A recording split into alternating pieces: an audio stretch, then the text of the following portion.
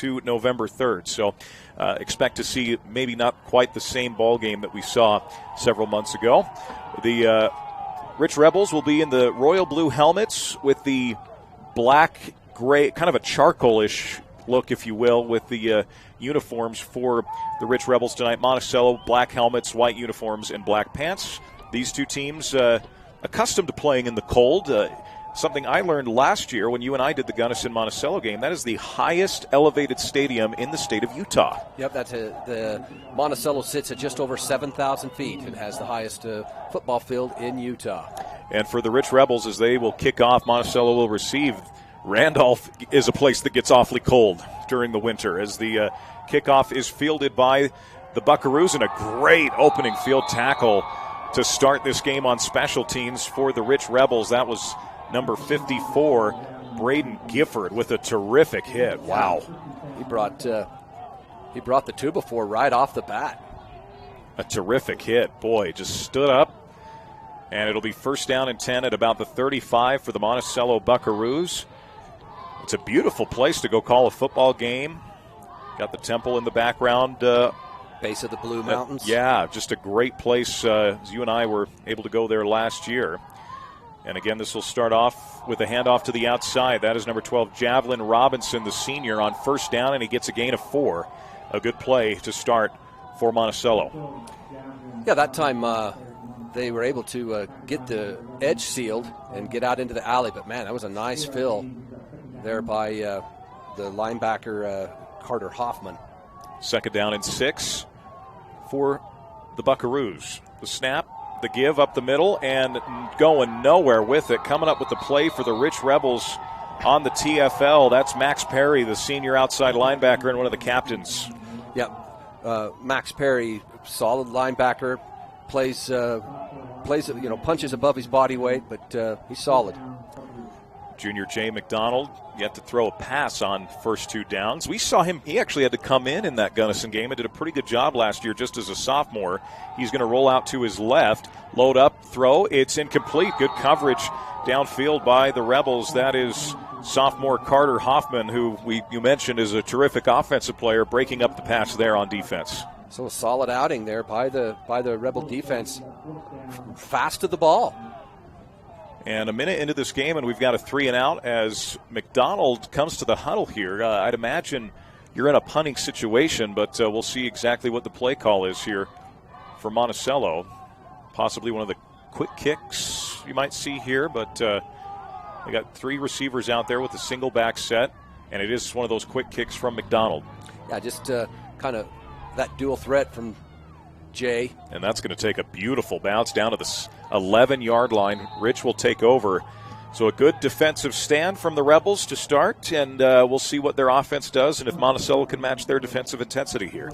Well, having Jay McDonald in shotgun, it forced them to bring that return man kind of more up to play regular defense, and then he punted it over their head. So nice sequence there and a flip of the field by the Buckaroos. Looking statistically at this Rich offense, they are led at quarterback by number 10, Hunter Pace.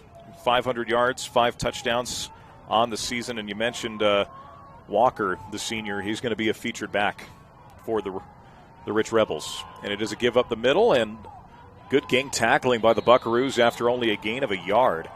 Trey Walker did not, I believe that was Trey Walker carrying the football. It was. Didn't have a lot of room to operate. A good job by Monticello on first down. Let's give number 24 there, Zach Thane, Jr. Beat a block, made a sure tackle. 5'10". Junior, that's only a gain of a yard for Rich. So far, our first game was a lot of offense, a lot of defense being played here early. And again, the Buckaroos getting in the backfield and being able to bring down Trey Walker, trying to get a number there. I believe that was Javelin Robinson coming up and making the play there. It's a loss of 2. Now 3rd down and 11. Yeah, Robinson came downhill, wrapped up. So far, but on 2 consecutive running plays, Monticello, they've been quick to the ball. So it's now 3rd down and 11. They got a single tight end as they bring another receiver to the right side, single receiver left, single back set for the Rich Rebels.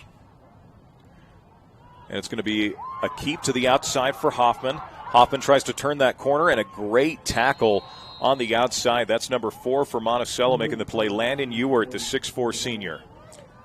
They've got some good size. Monticello, for being an 8-man and not having necessarily the numbers, they've got some big boys on that defensive front. And Ewert, he's a good athlete. He's a good basketball player. And solid. You and I watched him play some football last year and caught some nice passes. So 4th down and a long one. Let's see what Rich decides to do. So here we go. Oh, they're under center. They are under center here, deep in their own territory. Maybe see if you can get a hard count in here, and they decide to go for it. It's a quarterback run up the middle, and that's going to be enough for a first down. A good play that time. I believe Carter Hoffman just decided to keep it and run with it, and they get the first down. That's a gutsy call, that deep in your territory, but the Rebels able to pick it up and move the chains. As they break the huddle here, 8:42 to go, still scoreless in the opening quarter of this one. Our second 8-man semifinal of the day. Now we're into the afternoon portion of the day. Handoff goes to number 2 for Rich. That's Noah Perry, and he is brought down. Again, so quick to the football. Both these teams defensively have been so quick locating the football and not missing those tackles, as that was number 24. I believe Zach Thane made the play again there. And then Javelin Robinson was coming to clean it up. So getting extra hats to the football, so important in 8-man football. If you can get multiple hats, it sure limits big plays. Second down and 12. So once again, the Rebels find themselves behind the chains. Hoffman's going to keep himself on an option read, and that does not go anywhere. A plethora of Buckaroos coming in, including Donovan Atwood, the senior, number 72, was a part of that play. Javelin Robinson, just a slew of players. Zach Thane, I mean, you could name half the roster out there making that tackle. Great job. Atwood just stood up the tight end and extended his arms and then just went to the quarterback. Third down and about 12 to go. No gain on the play for the Rich Rebels. Coming in under center once again, it is Carter Hoffman, the sophomore. Takes the snap, surveys to throw. Going to throw to the outside. He's got a man open, going up and making a great catch before being forced out of bounds, trying to get the number there on the sideline. That is number 5, Jaden Desch, with a great haul in, and it's not going to be enough for the first down, however. A gain of about 10 will be 4th and 2, and this will be interesting. They've already gone for it, Rhett, on 4th and short, deep in your own territory. Then I think the decision's already made. I'm kind of thinking the same, yeah. Approaching the midway point of this opening quarter, the Rebels do line up. Quarterback under centers. Hoffman now gets a new play call from the sideline. He's got a back right behind him. And it is just going to be a run right up the middle for Hoffman. And boy, quick bursts, and they're able to get the first down, or the ball come out. Monticello saying they have the football, and that is the sign, a fumble. So you have the first down. Rich fumbles the football. First turnover of the game, Monticello getting it back. Wow. That one really stings because you'd got 4 yards on a quarterback wedge, and then the ball squirted out, and I don't know. It never even touched the ground. It just squirted out of his hands right in to Javelin Robinson. So, boy. Monticello with great field position. And they take over at the 35-yard line. McDonald in the gun on first down.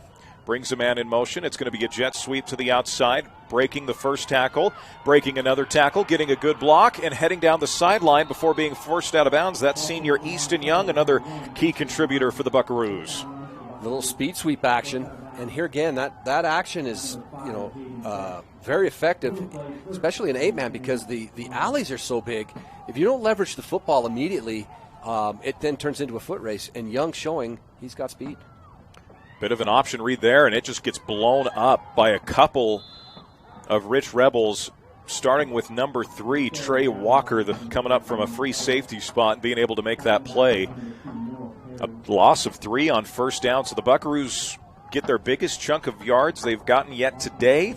Now find themselves behind the chains. Both teams on defense doing a good job just bringing up second and long situations. That was a blitz there by Max Perry, and he just kind of blew the timing of the play up.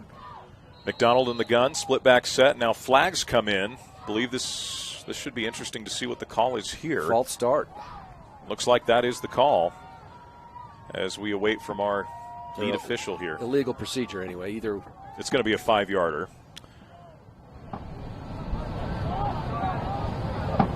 And it looks like the microphone not working with the official there. So weather's too good. That's right. When it was snowing, cats and dogs, the officials' mics worked just fine. That's right. So second down, and that's going to lead us to about 2nd and 19 now, 2nd and 20 for the Monticello Buckaroos. Jay McDonald is in the gun, split back set. It's going to be a quarterback keep for McDonald. He can do that. Runs right up the middle, has some good speed. He fumbles the football, and I believe the Rich Rebels have fallen on it. So just like that, the Rebels take over, and it's going to be 1st and 10 from their 15-yard line. So both quarterbacks fumbling the football early here on first down runs. And, again, conditions are still slick out there, but probably well, the snow's not falling anymore, so the ball still going to end up being wet, though, with the slush, and we've already seen 2 fumbles. Well, Trey Walker, he got a lot of forearm on the top of that football from J.D. McDonald and was able to just kind of rip it away. Glad you and I are in the booth today, Rhett. I look at that out there, and I tell you what, today's a day I'm glad I'm a broadcaster, because it's a cold one down here in Cedar City, has been all morning long, now into the afternoon. Rebels take over under center. The give up the middle to the fullback, and just nowhere to go with it. A good job again coming inside with the TFL for Monticello. Big number 72, Donovan Atwood. This is a great senior class, by the way, for Monticello. Very talented group. Well, they're loading the box, especially when Rich goes to the I formation. Monticello's bringing 59 also in there. 5 and 6 into the box. Senior Tug Davis tugging at the jersey and able to bring him down. 2nd down and 11. Walker under center, or Hoffman, under center rather. Takes the snap. Going to be a quarterback keep, and he is just swallowed up immediately. My goodness. Atwood. We're going to call that name a lot this afternoon, folks. Donovan Atwood, the senior. A loss of 3 will bring up 3rd down, and 14 now for the Rich Rebels, who have gone for it twice on 4th down. They've converted both, but they fumbled on the second attempt after they got enough for the 1st down. So now they face 3rd down. What was 2nd and long is now 3rd down and longer. Hoffman in the gun. Awaits the snap. Will survey. Going to take a shot deep. He's got a man, and it's just over the outstretched arms of Trey Walker. 4th down, and I would imagine now this would be a punting situation if you're the Rich Rebels. I would think so. That was good coverage out there by Morrison for the Buckaroos. So with 4:16 to go, it's been a fast-paced moving first quarter. Both teams have now possessed the ball twice and no points. A couple of fumbles, couple of punts now. As I believe that's Desch that's going to punt this for Rich, trying to get that number, and it is number 5. Kind of a high kick that's not going to go too far. Just going to die. Yeah. So Monticello, for the 2nd straight possession, will have terrific field position. Just out past the 25, make it to the 27-yard line. They'll take over 1st and 10. Well, folks, if you liked offense, you were tuned into our game earlier with Gunnison Valley putting up 61 points. And they had 45 in the first quarter, Rhett. That was an explosion, wasn't it? Yeah, this first quarter here is 0-0. McDonald goes under center now. It's going to be a give to Robison. Robison falls forward for a gain of 3 on 1st down. And that will make things a little bit more manageable for Monticello. See if you can open your playbook up a little bit more here. Nothing wrong with 2nd down and 7, especially in these conditions. Gladly take it. McDonald goes under center again. It's a fullback dive up the middle and a solid run, continuing to keep the leg strength. That's going to be good enough for a 1st down for the Buckaroos. Trying to get the number there. Tavon Black, number 30. Number 30. Just a sophomore. Just kept those legs churning and did a good job holding on to the football as well. Had a couple guys poking in there for the Rebels, and Monticello moves the sticks, gets a 1st down. McDonald. Going to be a design quarterback keep after the fake toss, and he gets a solid 3 or 4 yards on 1st down. Yeah, and I couldn't tell if that was a design kind of play or if that was a little bit of a broken play. JD just trying to make something happen. Did a good job fighting forward. Carter Hoffman with the tackle. It's a gain of 3 on 1st down, 2nd and 7. once again for the Buckaroos as they are at the 15-yard line, looking to try and punch in the first score of this afternoon's ball game. Split back set for McDonald. Draws the Rebel D off. All four of those guys on the defensive front for Rich offside. Yeah, they made that one a little bit obvious, didn't they? We'll make it 2nd down and 2. So the encroachment moves Monticello forward. And they'll go 2 wide with a 2-back set as McDonald awaits the snap here. It's going to be a give up the middle. Robison tugging, pushing, still churning, and he's going to get down to about the 3-yard line. Picks up another first down for Monticello. It'll be 1st and goal. Monticello's their lines kind of come off the ball and finding some gaps there. And the backs are running hard. So it'll be 1st down and goal for the Buckaroos as McDonald comes back into the huddle here. Best position either team's been in to score all day. And Monticello's won the field position game very early here as McDonald's just going to go sneak, wedge up the middle, pushing. And I don't believe he got in. No, just shy. Mark him down at the 1, a gain of 2. Will bring up 2nd and goal from the 1. Good job by the Rich defensive front to stiffen up after that initial push. Well, if you're Monticello, you're content. You were at 1st and goal at the 3. You got 2 on 1. You're right where you want to be. McDonald under center. Give to the fullback, right up the middle, and that is in for 6. Black breaks the pylon, breaks the goal line, is in for 6, and the Monticello Buckaroos open out on top. So just want to remind our listeners of the play so far to me of the first quarter was JD's punt, where they made it look like he was in shotgun, and Rich brought their return guy up, and then McDonald got a great punt over his head, and it took a nice bounce and flipped the field position, and they've enjoyed that now since. Extra point is up, and it is good. Bit of a short kick, but it goes through with 1:57 to go here in the opening quarter. Monticello opens up on top 7-0 over Rich. And I think you're spot on, Rhett. Flipping field position in an 8-man game is a big deal, and that was the case with the quick kick from McDonald.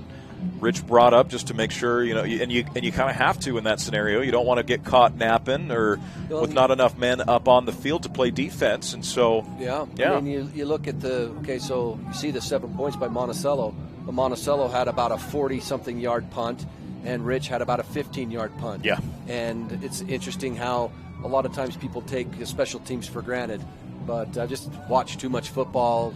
That really stuck out of my mind. The special teams play by Monticello sets up that touchdown. So 57 to go in this opening quarter. The Buckaroos open up on top 7-0. It's been a pretty quick moving first quarter. We're just 18 minutes into the noon hour.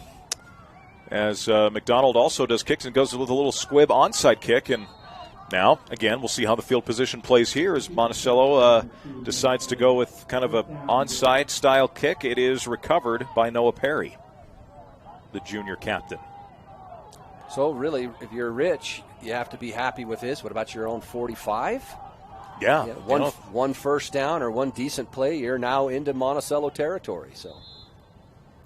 And again, this was a game Rich won early in the year, 26-20. It was the opening weekend of high school football, and now they find themselves here in the state semis. It's a give up the middle and a solid run, and just like that, the Rebels are in to enemy territory as Max Perry goes up the middle for a solid gain of 6. Make it 2nd down and 4 coming up. And I'm not sure if that's Monticello's head coach or their offensive coordinator on the sideline. He is in shorts and a T-shirt with a long-sleeve tee underneath and some tights. Good for him, man, because that is not something I'd be doing. I'm dressed more warmly than that, and I'm in a booth. So Rebels pick up 6, 2nd down and 4 for Rich, and it just goes backwards. Again, the defense, the line of scrimmage has been owned so far today by Monticello. That in special teams, number 59, coming up with that play, Tug Davis, with a great tackle for loss. And I don't know if Tug is related to to the famous Monticello coach Joe Davis. But Joe Davis, a legend down in Monticello, southeastern Utah, built a dynasty of a wrestling program and was an outstanding football coach as well. And anybody knows old Joe liked to work this. He'd always have a sucker in his mouth. He liked to work those all-day suckers. 3rd down and 7. Back to pass. Hoffman going to go over the middle, and it's caught. And no one's going to catch him. Levi Stonehouse takes it in for 6. And just like that, one play, and the Rich Rebels are a PAT away from tying or taking the lead here.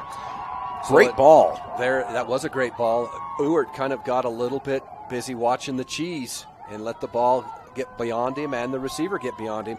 And as we've mentioned, there's no help back there. It's one-on-one. And if you mess up just a little bit, there's plenty of space. And Rich hurts Monticello with a chunk play through the air. 35 seconds remaining here in the opening quarter. Rich will attempt to tie this with an extra point. Trey Walker will attempt the PAT. That's the beauty of 8-man football. And, it's a fake to the outside, and Walker's going to walk in. Wow. He's fast, and you get him out on the edge, and he's going to win that foot race 90% of the time. And so just like that, it's a 1-point lead for Rich. Beautifully executed fake as Trey Walker takes it in for the 2-point conversion. Gives the Rebels a lead. Zach Thane was trying, but just too much speed from Trey Walker. So let's go. As we look here, 35 seconds remaining. Rich now with a 1-point lead. That could come into play here, that 2-point conversion, that decision to go for it. Little interesting. As the game progresses, we'll see how what kind of a difference that makes in the final score as the Rebels will kick off here. And again, Rhett, field position. That's been the story here early. Rich gets some good field position, puts them in an opportunity to take a shot, and that's what gets them back in this game. Monticello with the good punting, which both teams have made some plays that have surprised me. Some gutsy 4th down calls for the Rich Rebels, an interesting onside kick call for Monticello, and we're not even done with the first quarter, and now kind of a squib onside kick as Monticello's now just going to fall on it at about the 35, and they throw a flag here. Yeah, number 11, even though he dove over the top, he led with his helmet. And that's a dangerous play for both him and the person that was already down on the ground. So again, we talk about special teams. A special teams penalty now is going to give Monticello phenomenal field position here. And let's see what, they're going to call a personal foul. So 15 yards, that should bring the ball almost to midfield. And they're going to spot this at the 49 of Monticello. So just a yard and you're back in Rich territory. And really they're just trying to, that's just a player safety call. Even though there wasn't really any contact, it could have been very damaging. A jet sweep to the outside. Plenty of room to operate, breaking a tackle, and then getting forced out of bounds after a gain of 8. Monticello's number 1 coming up on the jet sweep. We've seen that before with Easton Young, and he picks up a good chunk play there. We'll bring up 2nd down and about a yard to go. Not even. Great job by Easton Young to get to that outside. And Levi Stonehouse, he lost his leverage and allowed Young to get wide. 2nd down and a yard for McDonald in this offense. Jay, the 5'10 junior, and that actually ends the quarter just like that. We are 1 quarter through. Rich 8, Monticello 7. You're listening to High School State football playoffs on TeamHive.live and powered by Centricom. This school year will be different.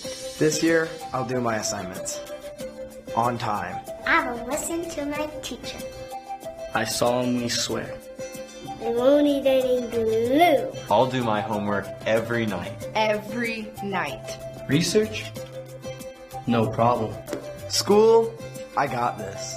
This year will be different. Visit Centricom.com to power your education with the best internet experience. Everyone succeeds with School to the Power of Centricom. At Central Valley Medical Center, we're committed to offering the best care. In your life's first moments. Through your life's biggest emergencies. In your everyday help.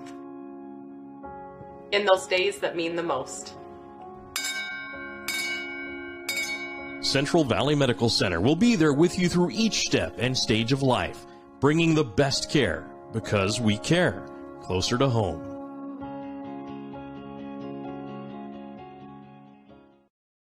Terrific run by Easton Young with 11:50 as our second quarter begins. That jet sweep proven to be pretty valuable right now in the Monticello playbook, Rhett. Right now, because Rich hasn't figured out how they want to leverage it, whether they want to leverage it with a defensive back or a defensive end or a linebacker. They're just indecisive on how they're getting that ball turned back in. McDonald, it is another sweep inside. Now Young counters in. A flag flies on the far side as Young falls forward for a gain of 8, and I'm wondering if this is some kind of an illegal procedure based on where the flag was thrown. We'll see what they end up calling here, as that flag came pretty quick in. Monticello's walking back, so I'm going to say illegal shift. An illegal shift. Interesting. Yeah. So generally what happens, if you make me put my intuition cap on, they started the motion while a lineman was getting set. That's usually how that plays out. First down and 15. McDonald's in the gun, single back set. Receiver to the left. It's a handoff up the middle to Robison. Robison going to fall forward for a gain of 3 on first down. Will bring up second down and about 13 to go. Monticello using some of those quick hitters right in the box to keep that Rich defense honest. But don't be surprised if you don't see some more speed sweep action to Easton Young. Second down and 12 for McDonald. They've gone with this split back set and 2 receivers to either side quite a bit so far this afternoon. McDonald, it's a design roll to his right. Run pass option. He's going to heave it downfield, and there's no one there. And is that intercepted? Let's see what they end up calling. I believe they're going to rule this an interception. I think he got at least one foot. Yeah. Interception for the Rebels. Coming up with the play, Jade Detch tiptoed on the sideline, and I think the receiver quit running for McDonald, and he was well out of bounds and just overshot him. Oh, yeah, wow. That would have been good on Sunday. The toe tap from junior Jaden Desch, the free safety. And now this will be interesting with field position. The last time Rich was kind of backed up in their own end zone, it didn't actually go that well for them, but they've got the momentum now. You forced a turnover coming off a score. Yeah, and I'm a little bit surprised as well as Monticello's ran the ball that they went to, I know it was 2nd and 12, why they went to the pass. Yeah. Carter Hoffman under center. It's going to be a pass play. Standing in his end zone, takes a shot over the top and just had to throw that maybe a second earlier than he wanted to avoid the safety or worse, a fumble at that point, and it will bring up 2nd and 10. Zach Thane right in his face from his linebacker position. And I think he had to pull the trigger a little quicker than he wanted to. The snow has completely stopped for now. At least it's not stopping in the mountains, but where we're at right now at Southern Utah University, there is no snow falling. The field is slowly getting a little bit more and more clear as our afternoon rolls on here. Carter Hoffman pitches it to the outside, goes to Trey Walker. Trey gets forced out of bounds. Going to be close to a first down. We'll see where they ultimately spot him. And Walker's a nice back. He's 6'2", and he just has a nice, easy stride. But he gobbles up yards. That didn't look like, he made that 7-8 yard carry. Just made that look pretty easy. Big strides. Yeah. Smooth. Third down and short here for the Rebels. And it's going to be another quarterback run up the middle, and I don't think he's going to have enough to get this. I think he needed 2, only got 1. So I think Monticello, they were selling out on that. And Rich, that's the third time Rich has gone to that play too. So I think it didn't take a rocket scientist to realize that we better take care of both A gaps. 4th down and short now. If it's been an indication from the Rebels so far, 4th and short, they're going to go for it. As they break the huddle here, they are going to be near the line of scrimmage. No punter in the game right now. That's a lot of confidence in your offense. Hoffman under center, the sophomore quarterback. It's going to be a give, and it's going to be a push forward, and enough for a first down. Wow, great job keeping the legs turning. Max Perry moves the sticks for a first down. Give it to your senior. And I think the line did enough for him to get the first down. Yep. About right there, and then just keeping those legs moving. Wow. And Atwood, who's made a lot of plays from his defensive tackle position, came in a little high. And Perry only about, 5'8", it says listed. He had the low pad and broke through that arm tackle. Max Perry, 5'8", 175-pound running back. Plays outside linebacker as well. First down and 10 for the Rebels. And a give. It's a keep. Hoffman decides to keep it, and a good decision as he heads to the outside and picks up 4 on first down. Good read from the sophomore quarterback on that option keep, and he'll gain 4, nearly 5 on first down. Just a little double option, rides the dive. The defensive end squoze to the mesh, so he pulled it, and off into the alley he goes. And, Monticello kept stringing that out. Granted, it was a positive play, but Monticello, I think, did what they needed to do on that play and create a second down and 5, a long 5. Well, as we've talked about all morning and afternoon long, 8-man, any play can break at any time, Yeah. so you're okay containing a little bit. Second down and 5 for Hoffman. They go I formation. It's a give right up the middle, and just not a lot of space again to operate. This defensive line has been solid all night long for the Monticello, or all afternoon long for the Monticello Buckaroos. Mason Atwood making a play. Yeah, both Atwood and then number 52, the nose guard. That was Mason, and then along with Zach Thane. Atwood just spun out of the center's block and got back into the backside A gap, and Thane was there to help him. And that was maybe 1 yard, so 3rd and 4. Yeah, they gave him a yard. I didn't think he'd gotten anything positive. But if you're Rich, it's 4-down territory, obviously. Unless you put bad it on snap. Unless you put it on the ground. And it ends up being recovered by Hunter Pace, who's more of their passing quarterback, and he just dropped it as it was right in his hands. I don't know if he was 100% ready for the snap, so now a loss brings up 4th down. And Monticello should get good field position. The last punt by Rich was not very good. No. And maybe that's a wind thing right now with the way we know how the wind can blow down here in Cedar City. No, not in Cedar. Not in Cedar. And this is a much better punt. Yes. As it is going to take a good bounce for the Rebels back down inside the 40. So maybe the wind was a factor. We lived down here, Rhett, until I was about 8 years old. And bless my mom's heart, she was still wearing hard contacts at the time. Now, why any human being would ever want to wear hard contacts is still beyond me. But you combine that wind with hard contacts, that is a rough go. But Cedar City notorious for their for windage and elevation, yes. Mrs. Johnson. That's right. First down and 10. They tried me with hard contacts for a couple weeks when I was in the 4th grade. I'll leave it this way. It did not last very long. McDonald in the gun. Going to take a shot on first down and just kind of low into the turf there. Incomplete. Trying to hit Ewart on the hitch route. Just didn't have a very good grip. It kind of wobbled out. Yeah, it was wounded from the start. It'll bring up second down and 10 for Monticello. It's been a good defensive-minded game so far. If you're just joining us, approaching the midway point of quarter number 2. McDonald takes the snap. Going to throw. Ball's batted. Incomplete. McDonald was dangerously close to being beyond the line of scrimmage when he decided to throw that in the RPO. Now 3rd down. Yeah, just kind of almost looked like he was going to follow on a quarterback ISO play, but then trying to hit Ewart on the slant, but as you mentioned, deflected. So now it's obvious pass situation. I believe Trey Walker got his hand on that. McDonald, plenty of time. Loads up, throws over the middle. He's got a man. It's complete to the outside and getting forced out of bounds. A good catch. Easton Young on the sideline moves the sticks, and into Rich Rebel territory go the Monticello Buckaroos. Yeah, that time Rich decided to play coverage and only brought their 2 defensive ends. And it was an accurate pass, not the prettiest by Jay Duncan, but he got it there. First down and 10 for Monticello as they move to the 44. Shotgun snapping type position as a quarterback, and it was a quick kick. So that's going to be the case here. Well, in this case, he is a little more backed up now that I'm looking at it. Yeah.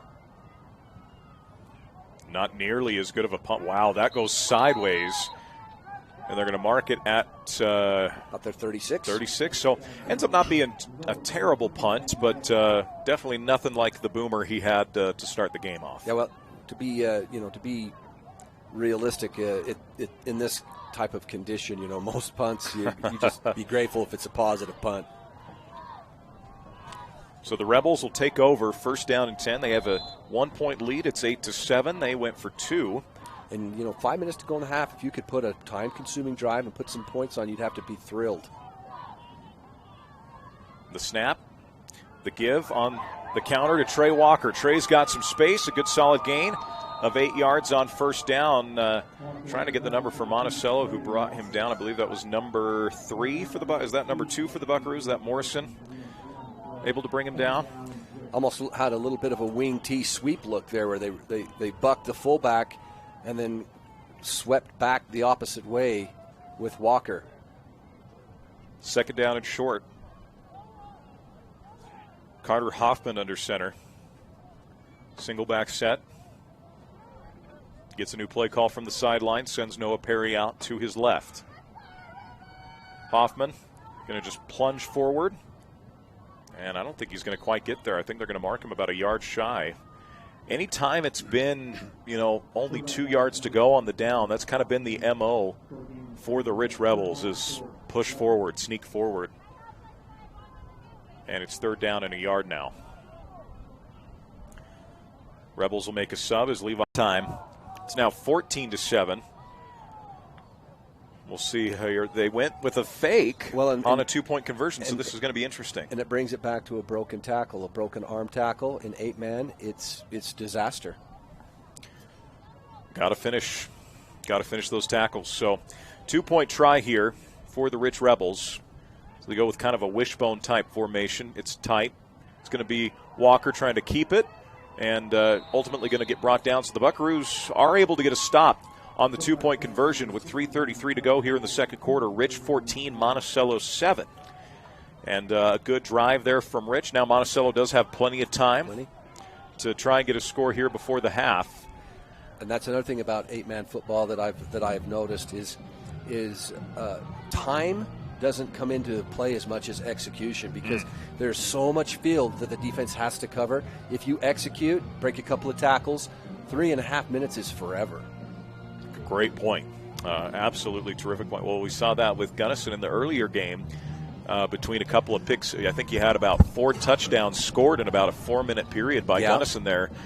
Some of those pick sixes, but still, that's you mentioned part of the 8-man game. So it'll be interesting to see this continue on. And so far, neither team's dared to kick it deep.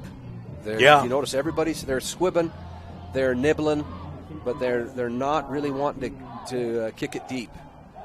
So translation, Monticello should get decent field position out of this. Yeah. The Rebels to kick here.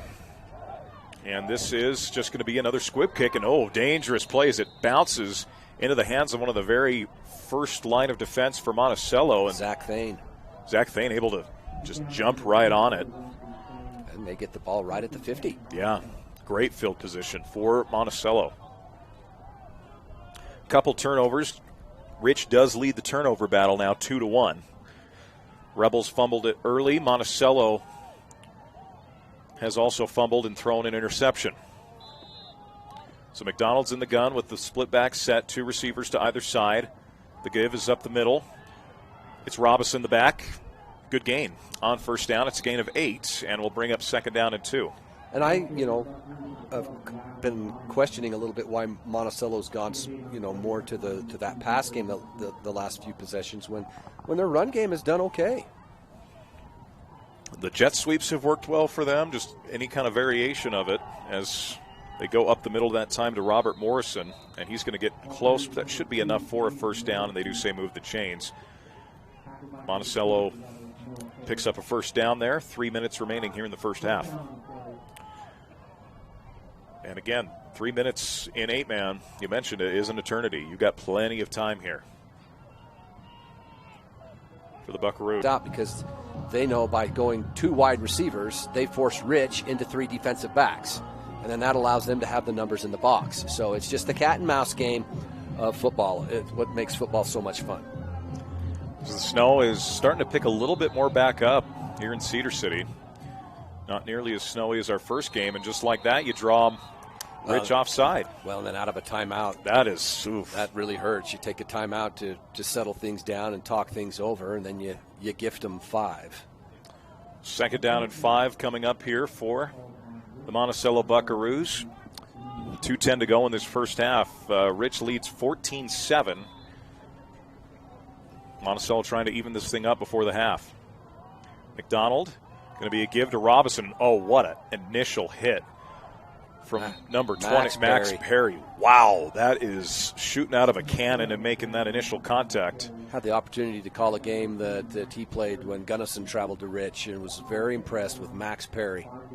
Hey, we'd call that stoned. There you go, yeah. Short gain on the play. They give him a yard, so 2nd down and 4. McDonald in the gun. It's going to be a give to Morrison. Morrison makes a man miss. There he goes inside the 10. Tackled down around the 6-yard line. A great run from Robert Morrison and moves the chains. He's a good-looking back. He was patient, waited for that to open up. Yeah, very good run from Morrison.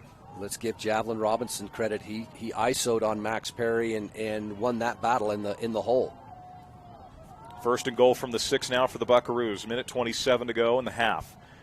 The give is to Morrison, makes one guy miss, but then ultimately was brought down inside by the Rebels' number 3, Trey Walker, with a touchdown-saving tackle. No gain. 2nd and goal. Rich brought 4 defensive linemen now to that party, trying to eat up as many holes and seams along the line of scrimmage. 2 receivers to either side, split back set for McDonald. You have to admit, there's plenty of room for a quick slant if Monticello. Oh, they're going to break contain, and Monticello's going to score. Yeah, terrific blocking as contain was broken. Javelin Robinson in. 14-13 our score now with the PAT pending. A massive play with 52 seconds remaining in the half. Great job sealing that from, and nearly lost. I didn't even notice the ball poke out there at the end. He'd clearly broken the plane. So now the big question is, are you going to kick the extra point, or are you going to go for 2? And based on the huddle here and the way McDonald just got sent out, I think they're going for 2 here.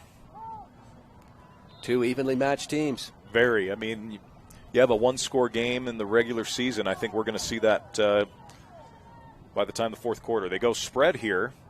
It's a jet sweep to Young. Young tries to hit that corner, still going, not going to get there. A beautiful job. Max Perry was in there trying to get the guy with the initial tackle. That's number 11, Levi Stonehouse, making that initial hit.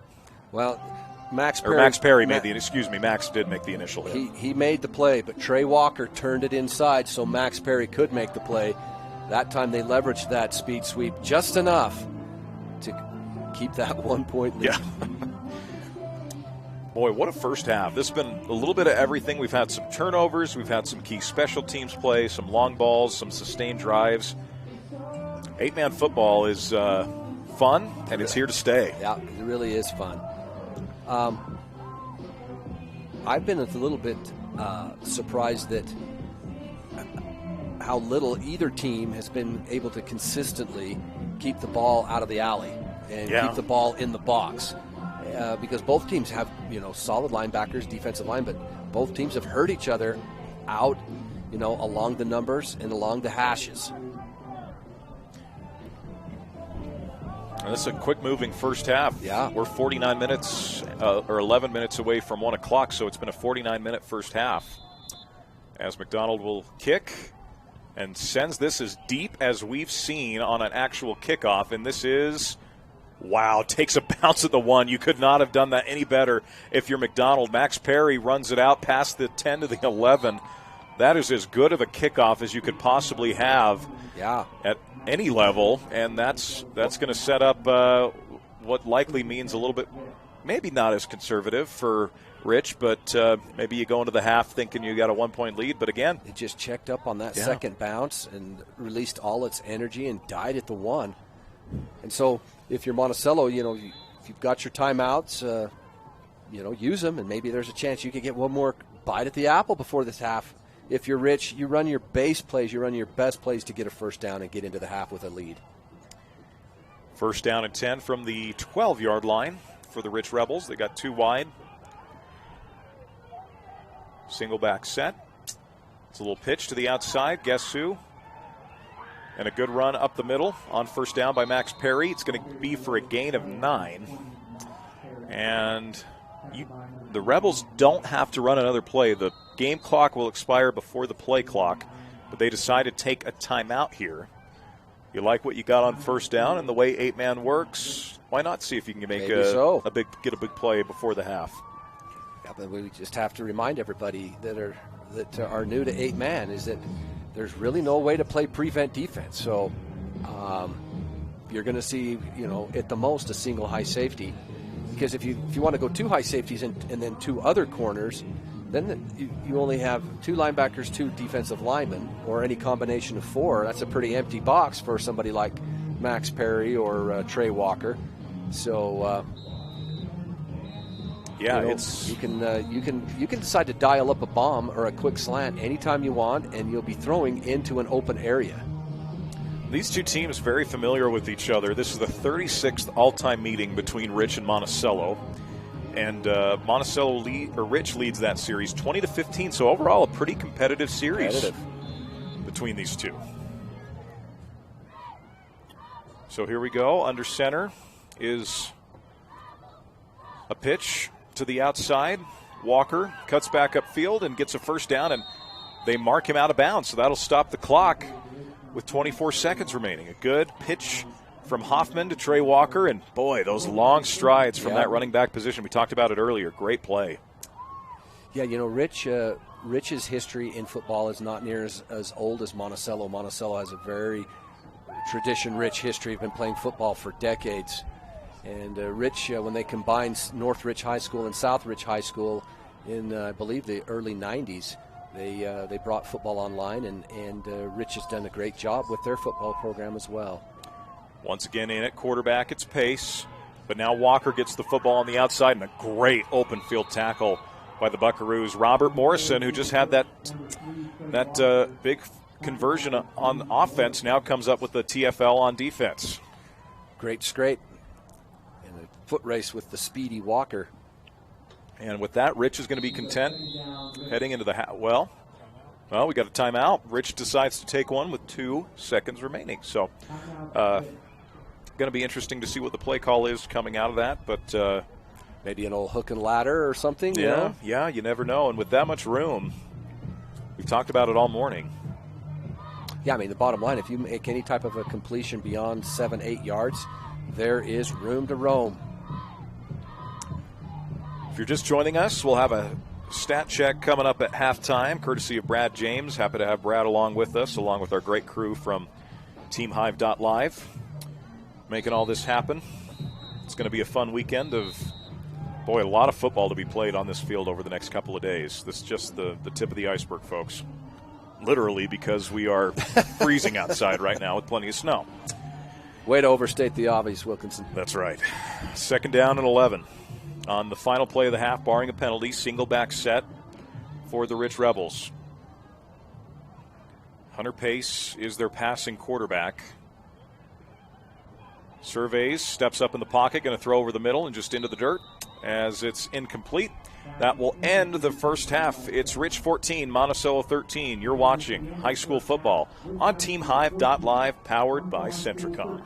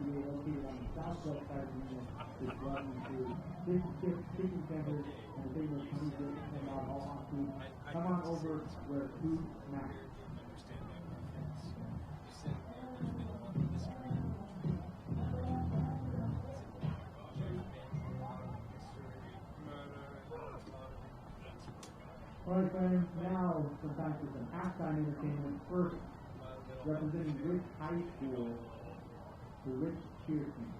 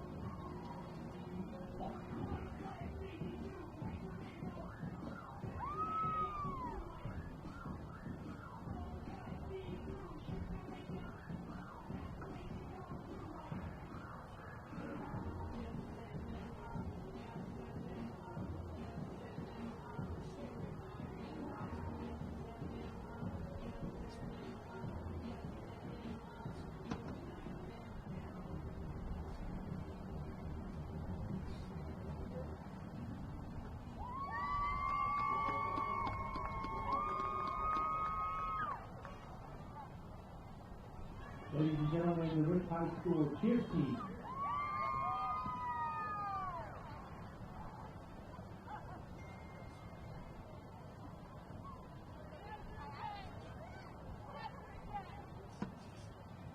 All right, at this time we'd like to welcome the Monticello High School cheer team to their halftime performance.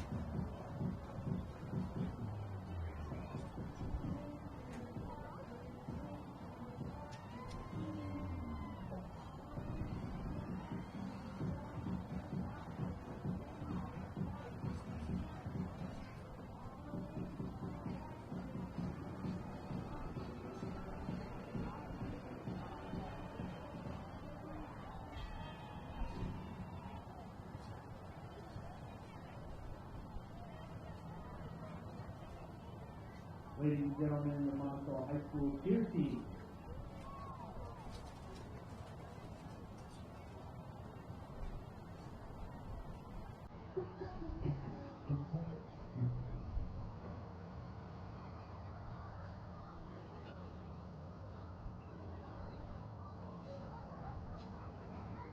Shots on the room, I'd like to thank no better Hawaiian style pizza for having video staff and volunteers hosting the room today. Be sure to get your Hawaiian style protein and salad on your way out of town next to the Maverick at the Lighthouse Walmart East. Thank Pizza Hut for sponsoring the hospitality. Go get a hot plate at the Pizza Hut tent on the south end of the stadium. Closing starting first, we would like to thank Cedar City Chili's for their support of this weekend's game. Visit Chili's in Cedar City today.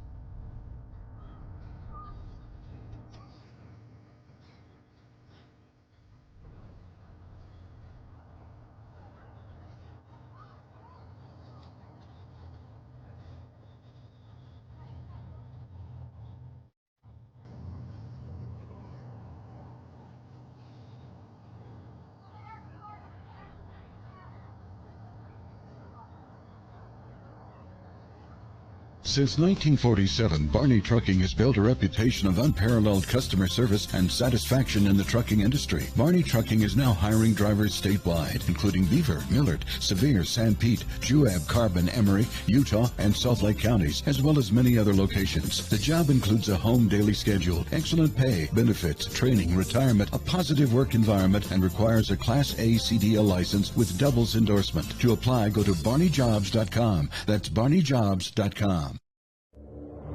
The Intermountain Power Service Corporation is committed to supporting our local schools, communities, and the economies of central and south central Utah. Each year, IPSC's two 950-megawatt generating units provide 3 million megawatt hours of energy for communities in Utah and Southern California. The Intermountain Power Project ranks among the best of coal-based power plants in reliability, cost-effectiveness, and environmental responsibility. IPSC, honored to sponsor this sports broadcast. Hi, I'm Barrett Hilton with TeamHive.live, where we've created a locally run video streaming platform for Utah schools. On our website, you're not going to wade through a bunch of unrelated content. You bring up TeamHive.live and you're just going to find a lot of high school sports and events. We've created tools that make it super easy for you to create events and stream to our site. And if you ever need help with anything, you can give me a call. So I want to invite your school to join the team. If you're a Utah high school, you can stream live on TeamHive. That's TeamHive.live, powered by Centricom. I'm Dr. Sorensen. I'm a board-certified pediatrician, and I'm the newest addition to the team of doctors here at Central Valley Medical Center. My goal is to work closely with you when making decisions about your child's health. After all, you know them better than anyone else. I think as a mom it can be really overwhelming to find a doctor who's a really good fit for your family. I look for someone who I can trust. It's so validating and comforting knowing that I can call and get the answers I need from Dr. Sorensen and his staff. I look forward to meeting you and your child and bringing you the best care closer to home. I thought there was only one way to do college. I knew I needed training to set me up for a great career, but I didn't have 4 years. Snow helped me discover that college doesn't have to be about sitting in classes, counting down the hours. They showed me a way to get the edge I needed, and fast. The best part was with their low-cost programs and tuition assistance, I didn't have to go into debt. I was able to earn my certificate and start working right away. Snow College. This is college. The playoffs are here, and as always, Mid-Utah Radio and TeamHive.live are partnering with KSL Sports to bring you every second of the action, all leading up to the championship games at Greater Zion Stadium. Bookmark TeamHive.live to watch the latest of playoff action. Follow TeamHive.live on Instagram, Facebook, and Twitter to stay up to date, and catch all the playoff action on TeamHive.live, powered by Centricom. Rocky Mountain Turf Farm prides themselves on being family-owned and operated for 45 years. They offer locally grown Kentucky bluegrass with multiple varieties available, WaterStar certified options included. Sod is cut and delivered daily with install options available from residential to commercial. They even guarantee their grass sod to be disease-free, weed-free, alive, and growing. For more info and to see different options available, visit RockyMTNTurf.com. That's RockyMTNTurf.com. Zions Bank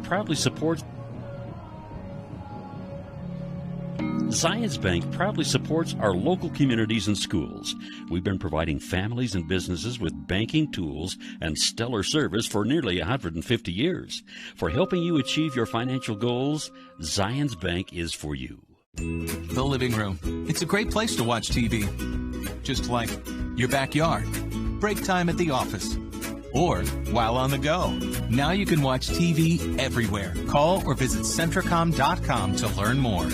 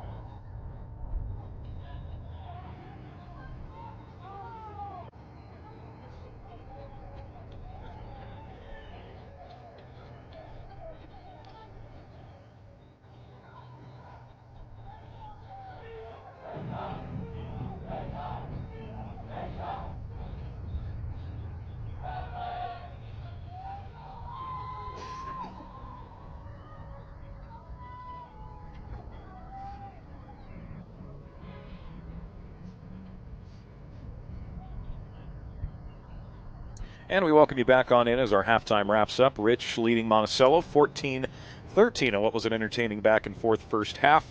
Monticello with a 1-yard run to make it 7-0. Rich then goes with a 51-yard pass from Carter Hoffman to Levi Stonehouse. That led to a Trey Walker rush for 2 to make it 8-7. Max Perry with a 55-yard touchdown run. 2-point conversion was no good to make it 14-7, and then a 14-13 heading into halftime off a Javelin Robinson 6-yard run. They did not get the 2-point conversion there. Pretty darn even, though, in terms of yardage. 182 for Rich, 135 for Monticello. And Monticello's a team that we've talked about. They maybe throw a little bit more, but so far Rich is actually outpassing them, Brett, by a total of 61-19. And then most of that 61 came on the big chunk play where Monticello did play that very well. I actually think that one went for a touchdown, Tanner. 55 yards, or 51 yards, yeah, in for 6. So there's your stats, courtesy of Brad James, as we head into our second half here. Monticello to kick off. The snow's picked back up. Flakes have gotten a little bit thicker, and winds picked up some too. Yeah, much more windy than what we experienced in the first game, as this kick is going to be a little bit short, fielded at about the 15-yard line by the Rebels. And running right into Morrison, that was a decent return from, I believe, Trey Walker. Yep. And it was out to the 30-yard line. First down at 10. The mark at about the 32-yard line. Rebels with the lead start with the football. And they did a lot of things well, I thought, in that first half. Some good plays made, but really for Rich offensively, it's been the big plays. A 51-yard passing touchdown, 55-yard rushing touchdown. And that's been the big thing, yeah. Trips to the right for the Rebels. And it's a rollout for Walker. This man gets free. He launches it. He's got him. Complete and into Monticello territory. Making the catch, that's Levi Stonehouse, who had the 51-yard touchdown earlier. And a good job by Monticello to recover on that. The pass was a little bit behind the receiver, so that allowed Monticello to get back and make the tackle. Well, there again, Easton Young, the corner, he got caught looking in at the mousetrap. And kind of a unique form of a run-pass option there. Yeah. But a nice chunk play, which is what Rich's calling card has been. They're in great shape. They go trips to the left now. Do the Rebels. It's a roll for Walker. He's going to keep this and not going to get very far with it as the Buckaroos corral and able to make that play on the outside for Monticello. Trying to get the number there. Was that Robinson able to make that play, or is it Morrison? Number 2. Yeah, that's Morrison. And Ewert stayed home and stayed as the deepest man so that go route couldn't get behind him. And then it's really hard in these conditions for the quarterback to plant that foot and get north and south. So good job by Monticello. Second down and 10, trips to the right for the Rich Rebels. It's going to be a reverse. Going to the other side, it's Stonehouse. As he hits left, has a block, but then Morrison able to just get there and force him out of bounds with a big hit. Wow, great recovery by the Buckaroos. I really like the team speed there of Monticello. At first, it looked like Rich might have had that set up pretty good. Some blockers that could peel back and form a wall, but just piercing through was Robert Morrison. Makes it sound like the college Robert Morris sometimes. An occasional stunner in the NCAA tournament for basketball. Third down and 10 coming up here for the Rich Rebels. Now, if you're Rich, you've already flipped the field, so you want to be careful here. Under center, it is Carter Hoffman. Takes a snap. Passing on third down. Hoffman rolls out to his right. Nowhere to go with it. He's going to get sacked. A terrific play. The Buckaroos come up with it again. Zach Thane gets credited with the sack. Yeah, but let's give the DBs credit. They allowed Thane to have the time to come on his blitz and make the play. Fourth down and about 16 to go for the Rich Rebels. They will punt here. With the wind? With the wind, yes. This is where the game kind of flipped in the first half for Monticello. Early. They were able to punt and pin. See how the field position game goes here. Kick is high and a beautiful spiral. Wow. As that's going to take a bounce at about the 15-yard line, make it at the 16. First down and 10. Buckaroos will have a ways to go here. I wish my sandwich would check up like that. No doubt. Would imagine The golf game was strong on that, yeah. I like that. And Monticello now into the wind. So I think if you're Monticello, the one thing that their brain trust has to know is that whether we put one receiver or two receivers, we get 3 DB. So that they're automatically giving us the numbers in the box. I'd look for a diet of running here. And Robinson is going to get the carry on first down. Running out of real estate, cuts back upfield, and is not going to get much of anything there. Maybe a half a yard from Robinson. A good job again by Rich defensively, making the play. Perry scraped good and then forced the cutback.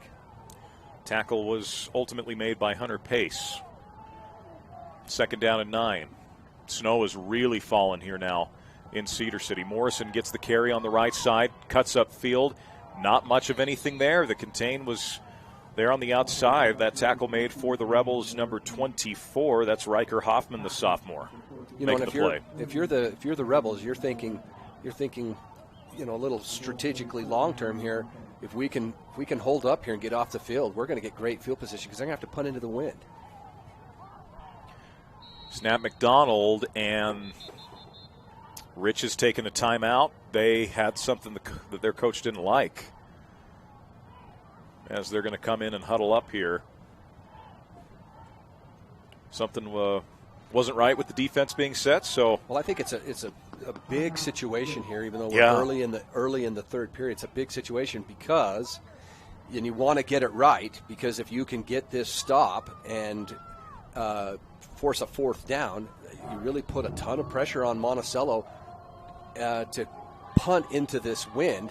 And that's not saying that you even have to have a returner back to get good field position, because the situation is now, if Monticello has to punt, it would be a hard punt to get it past 50-yard line. It's been a snowing morning and afternoon down here in Cedar City, and that wind is really blowing towards the south. And that's had a factor so far in this game. McDonald takes the snap on 3rd down. Blitz comes. McDonald loads up, launches it. Ball was tipped and it's intercepted. Taken back by the Rich Rebels. Down inside the 15, 10, 5. No one's going to catch him, and it's a touchdown, a pick 6 for Jaden Desch from his free safety spot. Wow. And then again, if I see the dilemma that Monticello's in, but at the same point in time, asking your quarterback to throw a long pass and into that wind, you're just asking for trouble. And now we see why Rich has been content to play that middle deep safety. And especially into the wind, it's Desch that comes up with the play. Puts 6 on the board. It's now 20-13 in favor of the Rebels, as they'll now go for 2 here. Or is this going to be a PAT? No, this will be a 2-point conversion try here. With 7:58 to go, that's a game-changing play. Field position has been kind of the story all afternoon long. As the flurries of snow continue, little option pitch to the outside, and not going to get there. The 2-point try is no good. That's a nice play by Easton Young, because they got the ball to Walker out on the edge with a pretty good head of steam, and he's usually fast enough to get to that pylon, but Easton Young with solid play. Absolutely. So with 7:58 to go here in quarter number 3, Rich leads it 20-13 off the pick 6. So now if you're Monticello, you're going to get the football back, and if you're Rich, you're very happy to be kicking into this win and giving your defense more opportunities the way this is going. With this wind picking up, there's always been a little bit of a breeze, but it's blowing us harder now than I think at any point during the day. That makes it 20-13 our score, and this wind has picked up as the day's gone on. The snow's come and gone, coming down at a pretty steady rate right now, but the wind has only gotten stronger as another little bit of an onside kick and fallen on for Monticello. Good job getting on the football is Chandler Henderson. Now, if you're Rich, I would have sent it deep right there. I'm a little intrigued by the decision. Intrigued is a very politically correct term for that right there, Tanner. I'm with you. I too am intrigued. I think with the wind, you'd let that cut that one loose. Yeah. 7:57 to go. Buckaroos come out at the 35-yard line. I really think it's incumbent to run the ball here in this series. And an offside on the Rebels. So bit of an encroachment there is going to lead to even better field position to start this drive for Monticello. And now you have 1st and 5. I'm interested to see how this plays out as the weekend matures and we get into these games some more. We've seen a lot of offsides in the games today, and I'm curious to see as we move, into the rest of these semifinals if that trend continues. McDonald snap, give to the outside, and it's going to be a short loss on the play for Morrison. This Rich defense has stiffened up the longer this game's rolled on. Yeah, and it looked like there was a little bit of a hole, but it just got flattened out, and Robinson, just couldn't get north and south. 2nd down and 5. No gain on the play. As McDonald goes more of a pistol-type formation here, it's going to be a give up the middle to Robinson, and boy, he is just smothered quickly. This Rich defense so quick to getting to the football and swarming, Rhett. They've been terrific. Yeah, well, that when your defensive unit has scored points, it just amps you up, and they're playing inspired right now. Big 3rd down here after the TFL. It's now 3rd down and 6 for the Buckaroos. Split back set, 2 wide. McDonald will throw, dumps it off. Great catch by Morrison, makes a man miss. And there goes Morrison as he's tackled for a 1st down. A big tackle by Desch that time. That's a touchdown-saving play here in 8-man. And Morrison able to move the chains and keeps Monticello's drive alive. Yeah, bringing the back out of the backfield there. You mentioned Robert Morrison. And then he made a man miss, and there's a chunk play for the Buckaroos. 1st down and 10. Split back set. Morrison gets it again. A good run on 1st down. A gain of 3. We'll make it 2nd down and 7. Approaching the midway point here in this 3rd quarter. And Monticello's possessed the football for a good chunk of this. Time of possession's interesting here in I was looking at some of those numbers from Brad James in our earlier game. Time of possession not really a factor in these kind of games. As Robinson falls forward, maybe gets a yard. They're going to say no gain on the play, 3rd down and 7. Yeah, let's give credit there to Talon Pace. Beat his block. And, made a nice tackle there. And he got some help from Hunter Pace, so good gang tackle there. One might say that Rich's defense is enjoying the pace they're playing at right now. So McDonald, awaiting the snap, now goes to the sideline for a new play call. Play clock's at 12. Split backs, 2 receivers. McDonald pumps, goes over the middle, and it's in and out of the hands of Young. And you know what? That's I can tell you, that's a staple of their offense. But, man, that's a hard pass in these conditions. And it wasn't a bad pass, but it's just really hard. He had to extend some. So now McDonald is back in what appears to be a potential punt, and it will be a high kick with that wind, and it'll take no bounce at all at the 24. So Rich will take over. The Rich defense forcing multiple 3rd downs. They finally are able to get off the field, and they are amped up heading onto the sideline. I was just going to maybe elaborate a little bit more on the quick slant versus the back out of the backfield. In conditions like this, especially at the high school level, you generally want to put your quarterback in a position and your receivers in a position where the quarterback can throw a feather rather than have to throw a stone. And on the slant, you have to zip it in there, and that's just harder. Whereas on the back out of the backfield, you can feather it out there, and it's just an easier pitch and catch. And you're still one-on-one, so go to the higher percentage, easier play to make. 1st down and 10. It's going to be a keep up the middle from the quarterback, Carter Hoffman, for a gain of 5. Kind of faked a pitch there and went forward and get some solid yardage. And if you're Rich, you're just saying, hey, let's see if we can't get a 1st down and work this clock. Because even if, let's say you don't get the second first down, you're going to be close to midfield with the wind. You can punt, keep Monticello pinned. You've got the luxury of that touchdown lead. Clock is now under 5 minutes here in the third quarter. Hoffman goes under center. Going to go kind of an empty backfield here.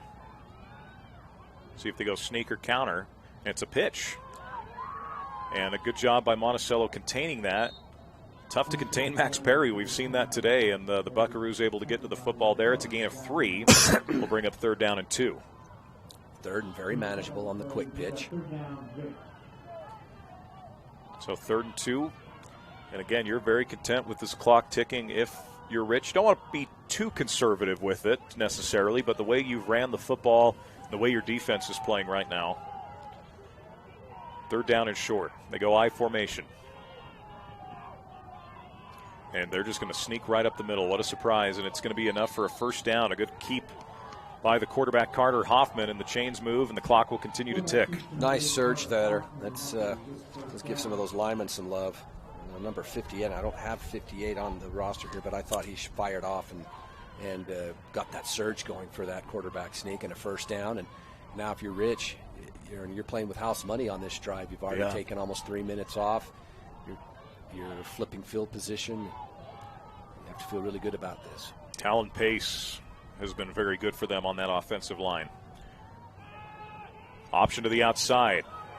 Taking those big strides to the sideline, and for a gain of 4 is Trey Walker before he's forced out of bounds. A good hit by Morrison to make that play. And we'll bring up 2nd down. It's about 7 to go.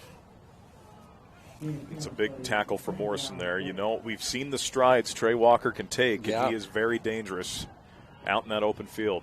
Been impressed with Monticello's team speed. They run to the football well. 2nd down.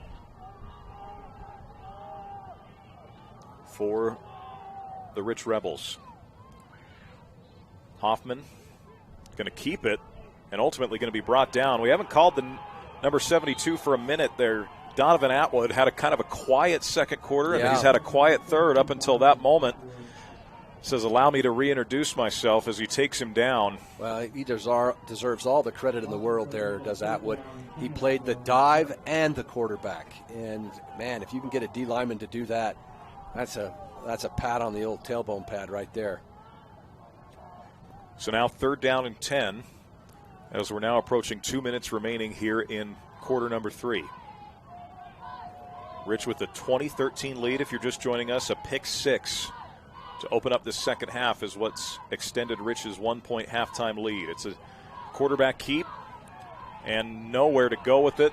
The Buckaroos corral and a no gain on the play will make it 4th down. Yeah, you're not going to outrun Robert Morrison very often. Shuffle, and then just use your speed. Yep. But here again, if you're Rich, you got your first down. You've still going to get to punt into the with the wind, and you've ran almost 4 minutes off the clock. Yeah, heading to this 4th quarter. And you're going to switch sides in terms of direction you're going, so this punt really important here. And it's a little bit wobbly of a kick. Takes a bounce. Probably not as good of a boot as you would have liked into the wind, but it'll be Monticello football at the their own 36. However, looking at the way Rich has played defense and how consistent they've been in this 3rd quarter, feel pretty good to be leaning on the backs of these guys defensively. They've been terrific. Now the pressure comes to Monticello's offense. You need to get a first down here to get to the 4th quarter so you can have the win. McDonald, handoff Robinson, falls forward, gain of a yard. Just tough sledding in the trenches there. And it's been that kind of a day with these weather conditions we've had. McDonald takes the snap. It's a fullback dive up the middle. Keeps the legs churning for another couple. Make this 3rd down and about 5 to go. You do need to run at least one more play here in the 3rd quarter. And if I'm Monticello, depending on the outcome of this play here, I'm letting this run to the fourth quarter. McDonald goes I formation, trying to draw offsides. Now looks to take the snap. Gets another call from the sideline. Play clock's at 7. McDonald takes the snap to give up the middle. Not going to be able to get it. The Rich Rebels hold. And that is going to be the final play here of quarter number 3. But I think you're close enough. I think you're close enough here. You're going to have the wind. I think if you're Monticello and you're down a touchdown, I think you go for it. We're going to find out. Fourth quarter coming up next on the Mid-Utah, or on Centricom Channel 10, teamhive.live. I'm all sorts of thrown off, Barrett. We'll send it to commercial and be right back.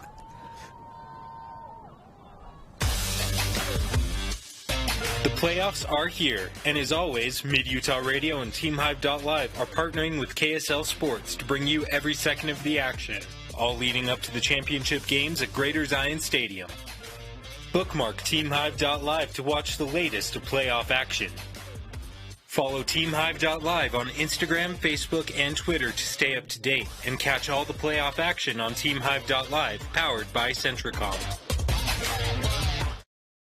Your connection for high school sports, Centricom Channel 10 and the Mid-Utah Radio Sports Network. Welcome back on in. Our fourth quarter just about to get underway. You like the call to go for it here, Rhett, if you're Monticello? Yeah, I do. And I think, of course, they're coming out in the I think I'd be looking to swing a back out of the backfield. You know you're going to be one-on-one. So here's that two-back set. I'd be swinging at least one, if not both backs out. There they go. McDonald going for it. Yep. He's got a man. Morrison makes the catch and gets the first down. A huge fourth down conversion for the Monticello Buckaroos. And that was the exact play that I thought they should have called. You said it best, why throw feathers when you can throw stones? And Morrison hobbling to the sidelines. You hate to see that. Now that this late in the game. That's the downside of that one. Let's hope he can walk it off. Good news is he's up on his own power, you know. Yeah. It'll feel better when it quits hurting, young man. That's right. That's right. First down and 10. It's a give to Robison. Robison hesitates, then runs left, breaking tackles, and he gains 8 yards on first down. A good shot. That fourth down conversion, a huge shot in the arm, energy-wise, for Monticello. And a good play there from Robison. I liked Robinson's patience there, and didn't force the issue, let the blocks continue to develop, and then was decisive and a nice 8-yard gain. The final score of their first matchup was 26-20. We're heading that way for a potential score like that, folks. Second down and 3. McDonald in the gun.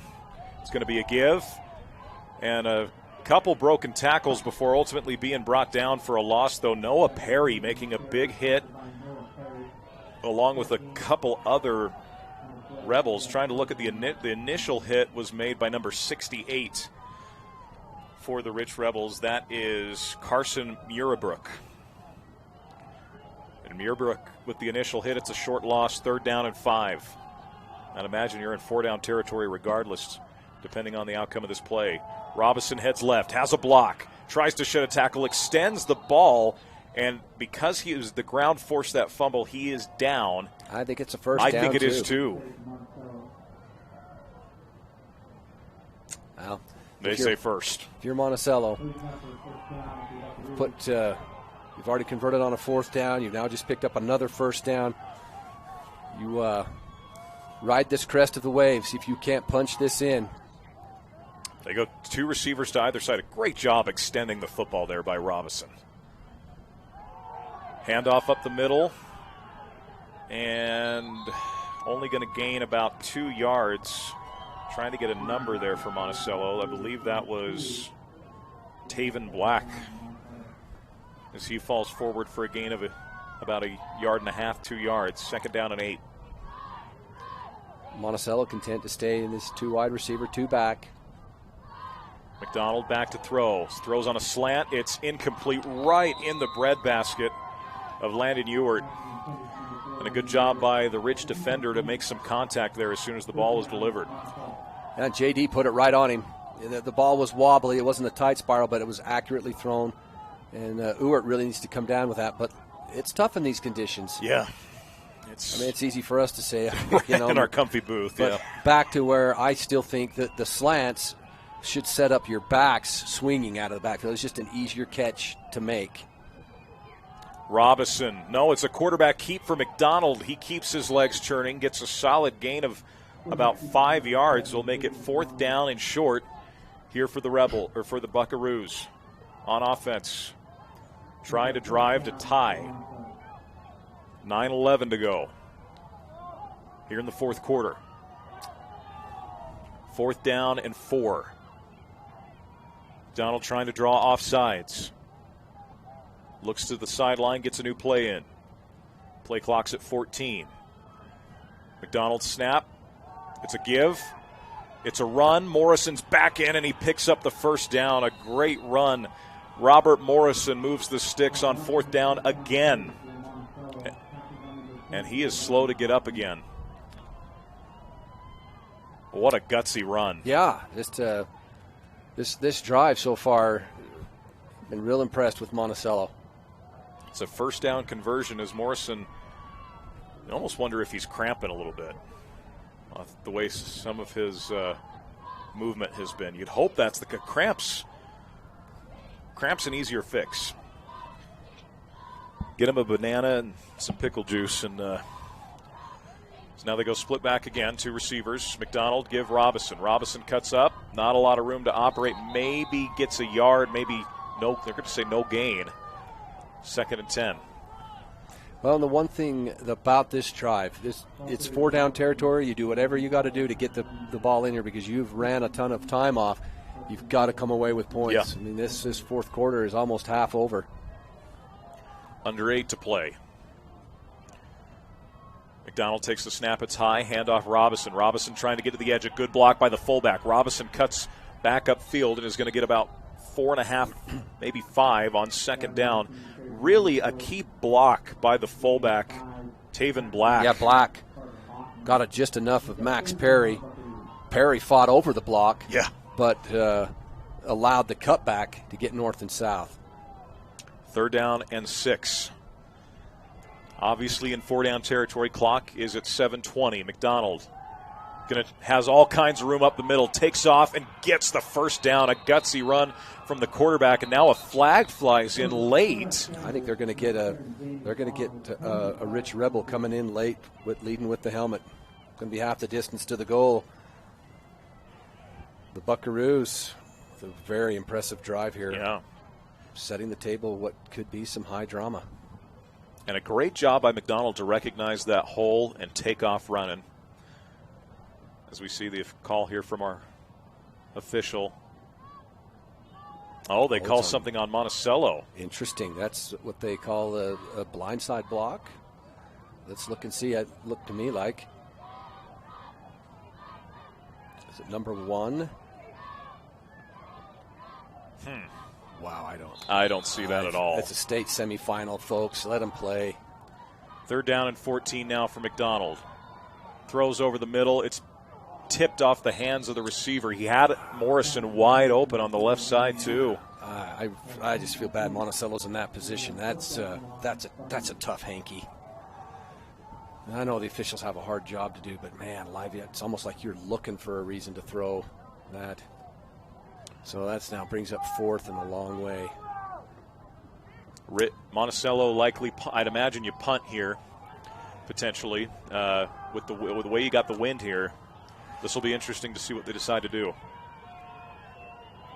Go 2 receivers to the left, single receiver near side, single back set. McDonald awaits the snap on 4th and 14. And it's going to be a pitch back, and it's a pass play, and he's got a man. Young's down there, and it's tipped. Getting a hand on the football for the Rich Rebels, Jaden Desch, who's had himself one heck of a second half. Yeah, the ball just kind of hung up. It coming off the release point off of the pass. He was wobbling, but the breeze kept pushing it. But Desch got just enough. That was a well-designed play by Monticello. You just, once again, I just feel bad that phantom call put him in such a tough spot. Really tough to overcome, yeah. All right, well, Rich, the there's still some work to be done. Absolutely. Monticello just needs a 3 and out. Wins in Rich's face, so you'd have to assume that Rich probably isn't going to be throwing the ball much. The Rebels do send out one receiver near side. Under center, it's Hoffman. Takes the snap, give up the middle, breaking a tackle. To the outside for the Rebels was Trey Walker, and that could have been a dangerous play. Only ends up getting 4 out of it. 2nd down and 6 coming up for Walker.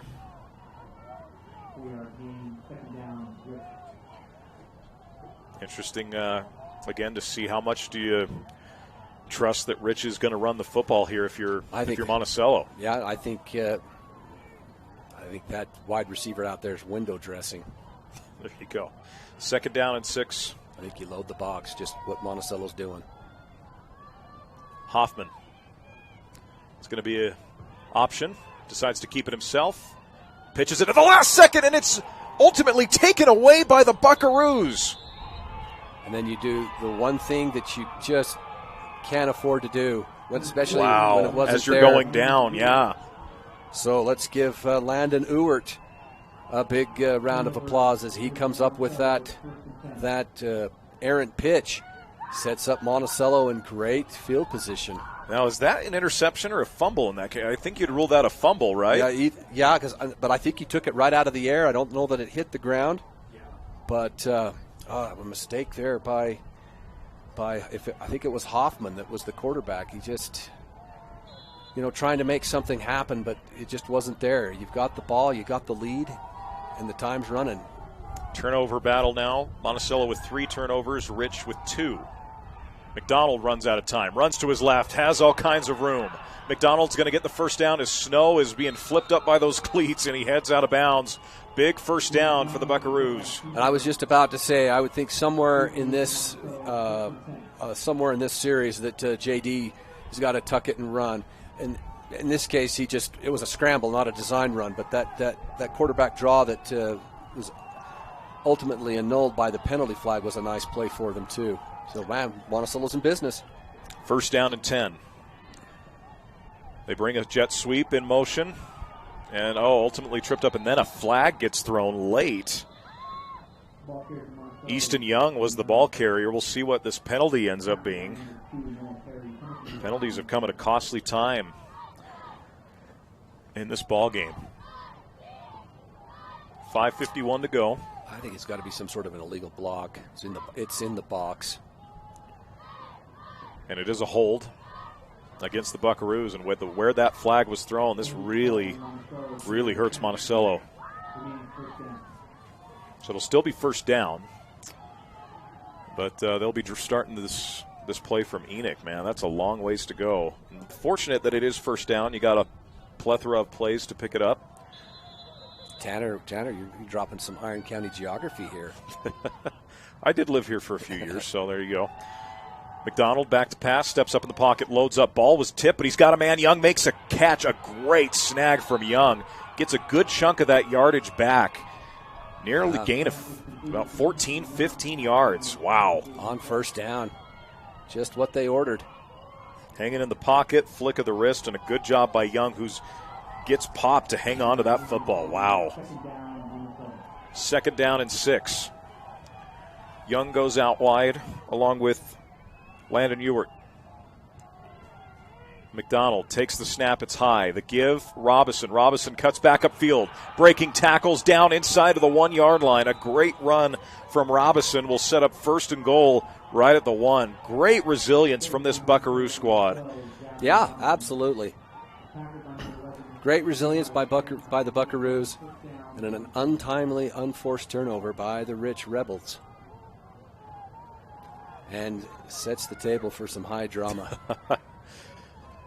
Well, looking at Perry's Power Guide,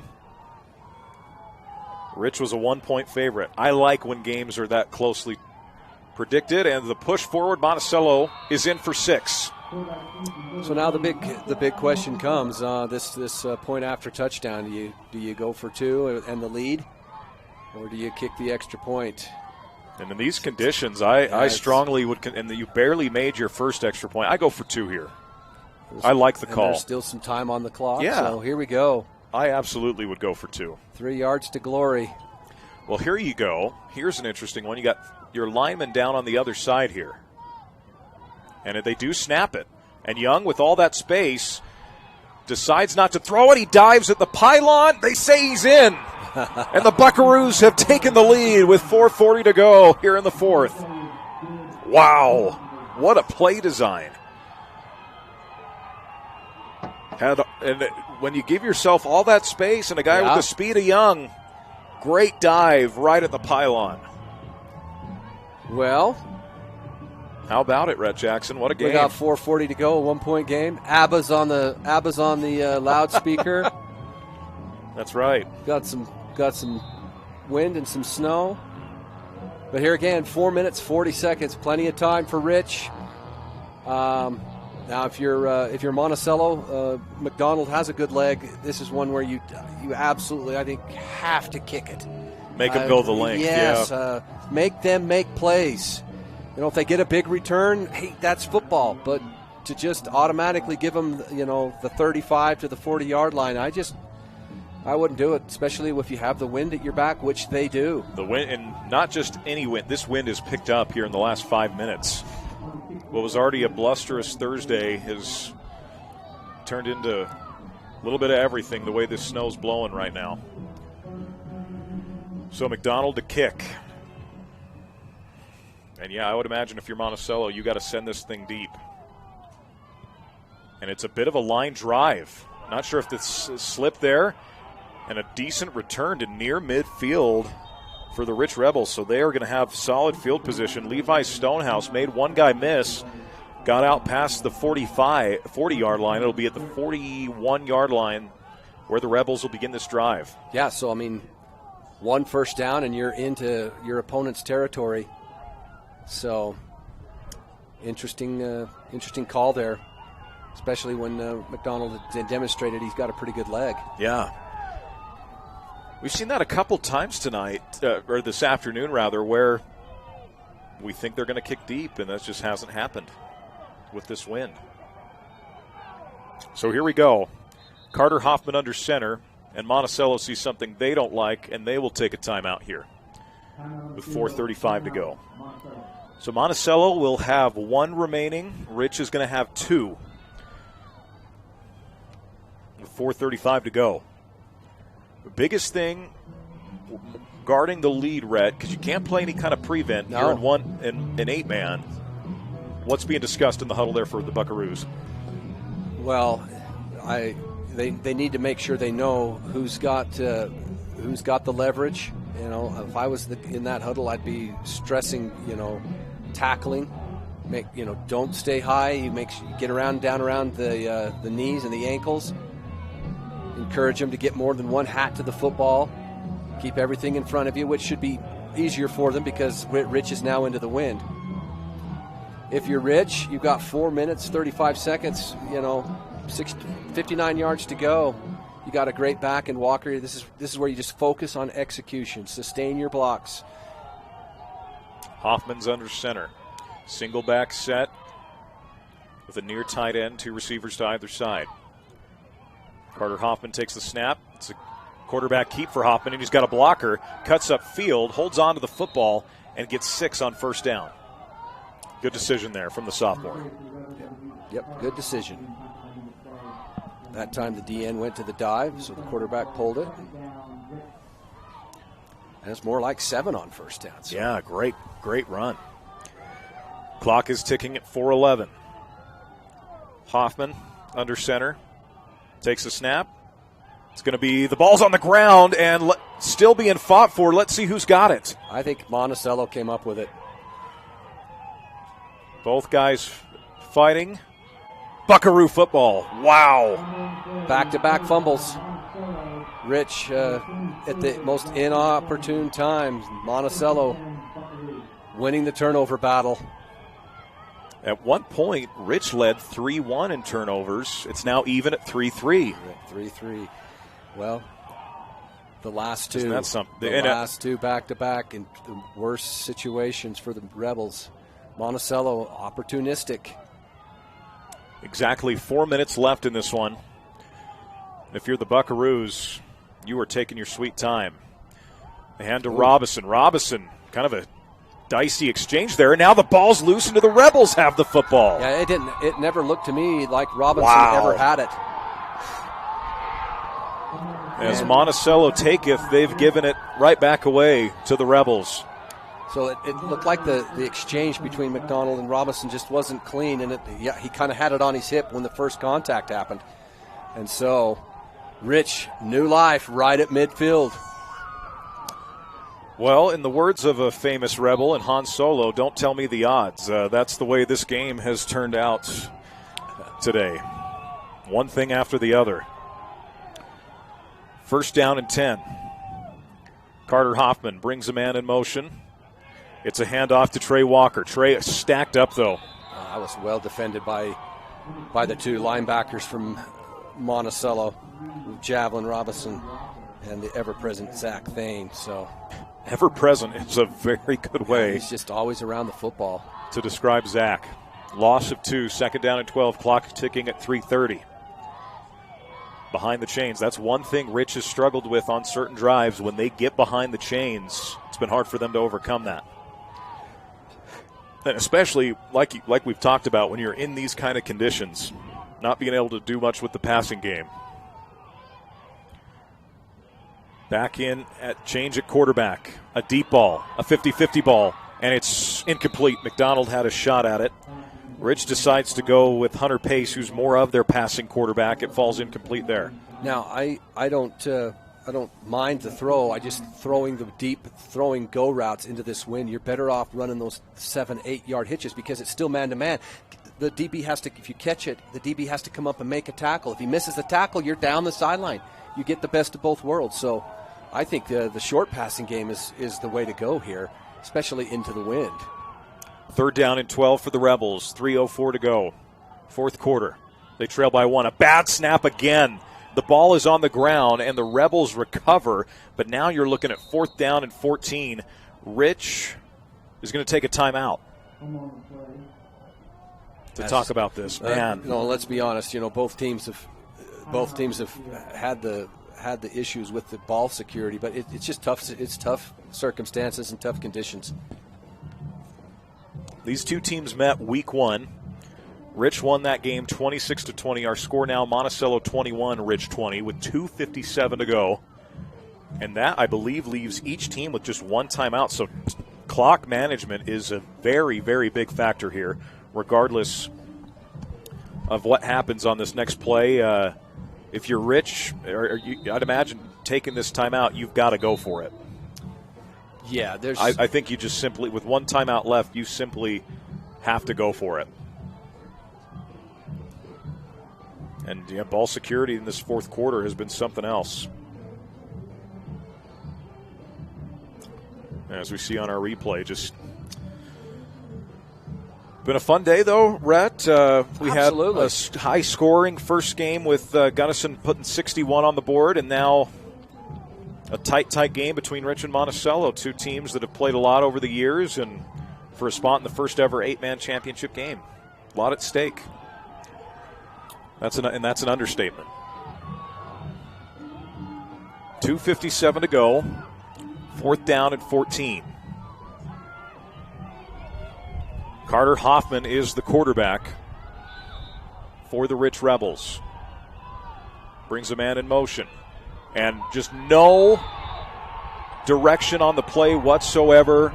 Blown up coming out of the timeout. Trying to get a number for Monticello 59. there. Number 59, Tug Davis. That's a perfect name to have for a defensive lineman. Well, I think they were just trying to influence him, thinking he was going to squeeze and then they could break contain. It didn't happen. He kept his leverage and then makes a sure tackle. And now Monticello really sitting pretty. First down and 10 at the 40-yard line. 2:53 to go. Rich can only stop the clock once with one timeout. McDonald is in gun again. It's going to be a roll to his left, a design run for McDonald as he tries to get to that outside. Breaks the tackle, but ultimately got tripped up on the outside, making the play Max Perry, and it's a loss of a yard. Clock will run now at 2:40. Buckaroos will take all the time in the world here. Story of this game, field position and turnovers. Clinging to a 1-point lead are the Monticello Buckaroos.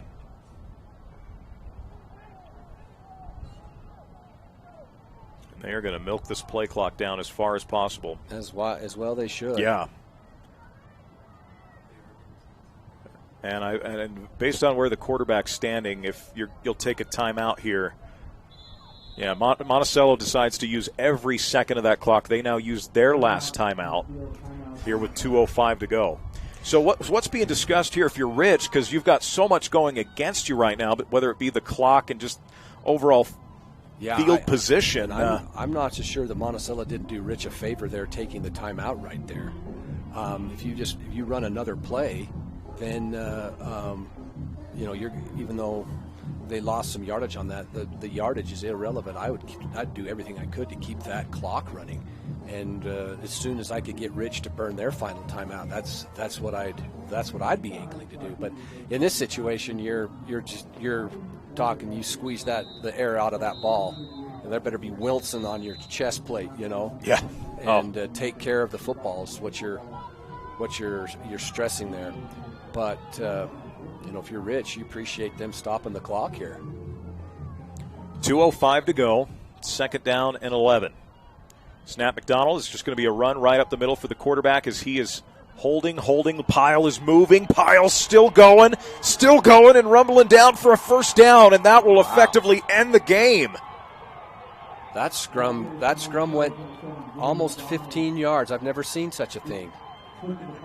And there was contact on McDonald quite early, but man alive, give JD a lot of credit. He just wouldn't go down, and there weren't any rebels around his ankles. No, so you might as well keep him going. Yeah, just kind of got in that cocoon and just kept moving.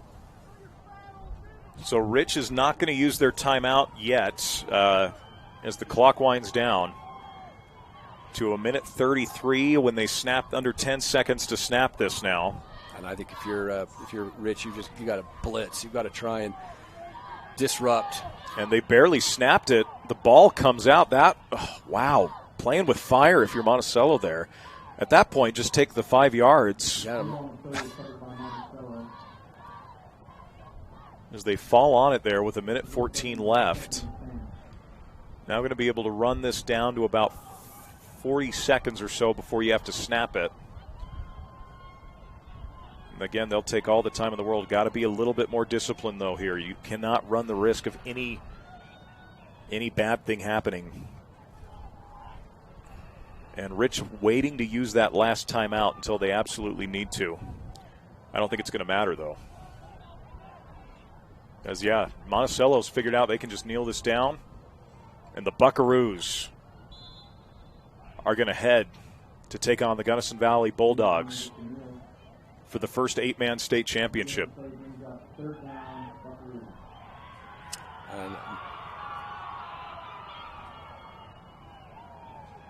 Because, they don't have to run another play here. And is Rich out of timeouts? I think, as far as we know, they still have one timeout remaining. So,